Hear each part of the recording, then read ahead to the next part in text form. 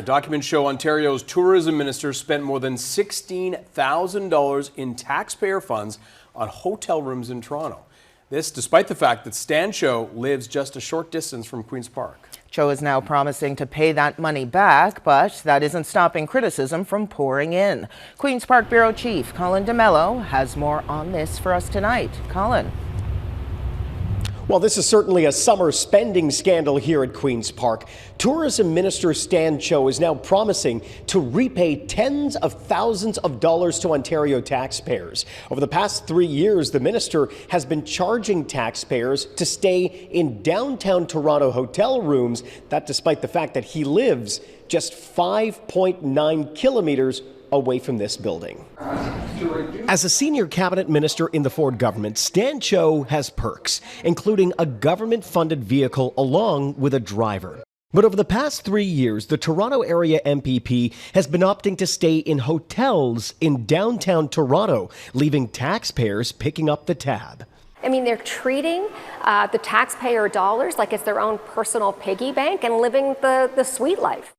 Over the course of 3 years, Ontario's Minister of Tourism billed taxpayers more than $16,000 for hotels, including more than $11,000 in a single year.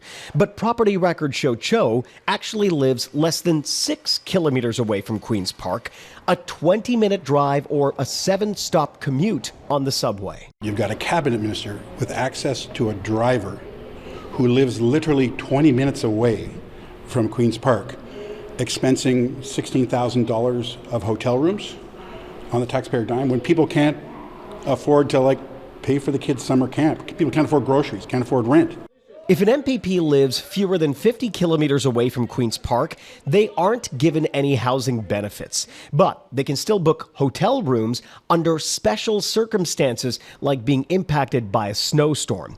But Cho's bills have raised questions. There seem to be a lot of emergencies because they are expensing tens of thousands of dollars, some of them, on fancy hotels in Toronto multiple times a year.